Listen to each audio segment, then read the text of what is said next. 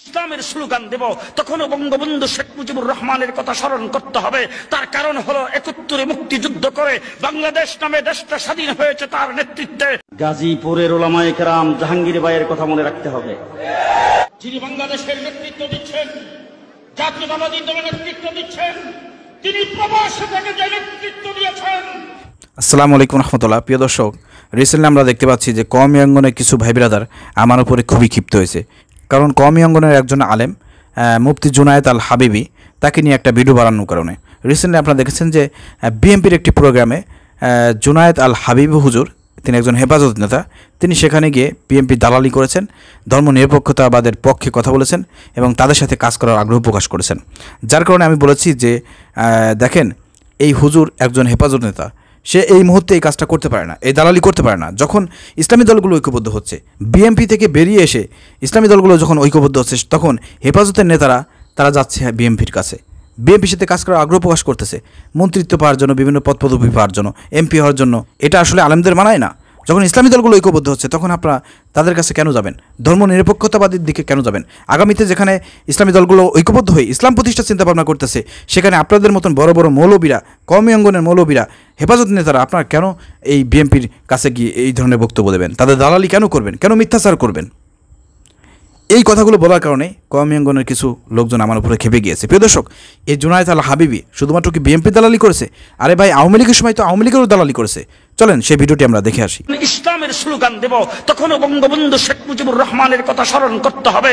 তার কারণ হলো ৭১ মুক্তিযুদ্ধ করে বাংলাদেশ নামে দেশটা স্বাধীন হয়েছে তার নেতৃত্বে। তাকে ভোলা যাবে না বাংলাদেশ যতদিন থাকবে। প্রিয় দর্শক, এখানে আপনারা দেখলেন কিভাবে বঙ্গবন্ধু দালালি করেছে।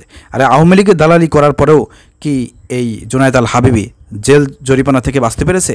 সর্বশেষ কিন্তু হেফাজত নেতা হিসেবে 2 বছর না 3 বছর এই জুনায়েদ আল হাবিবিকেও কিন্তু আপনার জেল খাটতে হয়েছে আওয়ামী লীগের সময়। আওয়ামী লীগ হাতে নির্যাতনের শিকার হয়েছে। থেকে আমরা কি বুঝলাম? যে আওয়ামী লীগের গুণগান গেয়েও সে কিন্তু বাঁচতে পারে নাই। সে বলছে যে আপনার শেখ মুজিবুর রহমান নাকি সে ইসলাম প্রচার করেছে, এন করছে, তেন করছে, তার ডাকে নাকি এদেশের মানুষ স্বাধীনতা অর্জন করেছে। এগুলো সম্পূর্ণ ভুয়া এবং মিথ্যাচার একটি ইতিহাস ভালো করে জেনে তারপর কথা বলেন। শুধুমাত্র পাম মারবেন না, শুধুমাত্র তাদেরকে খুশি করার জন্য আপনারা এই ধরনের উল্টোপাল্টা কথা বলবেন, এগুলো তো আপনাদের মুখে মানায় না। আপনাদের কাছ থেকে এদেশের আপনার ইসলামপ্রিয় যেসব তাহিদি জনতা আছে, কী শিখবে আপনারা যদি এই ধরনের ভণ্ডামি বক্তব্য দেন? শেখ মুজিবুর রহমান কি চেয়েছিল বাংলাদেশ স্বাধীন হোক? তিনি কি স্বাধীনতার ঘোষণা দিয়েছেন? স্বাধীনতার ঘোষণা দিয়েছে শহীদ প্রেসিডেন্ট জিয়া রহমান। তার নেতৃত্বে এই বাংলাদেশের মানুষ ঐক্যবদ্ধ হয়ে এদের স্বাধীন করেছে। আপনি তো সেই কথা বলতে পারেন নাই, সেই সাহস তো আপনার হয় নাই। চাটুকারিতে করেছেন, দালালি করেছেন, তারপর কি বাঁচতে পেরেছেন? বাঁচতে পারেন না। লাস্টে কিন্তু সেই আওয়ামী লীগের ফ্যাসিবাদের হাতে কিন্তু 2 বছর না 3 বছর জেল খাটছেন না আপনাদের হেফাজত নেতারা। তারপরে তো আপনাদের লজ্জা হবে না?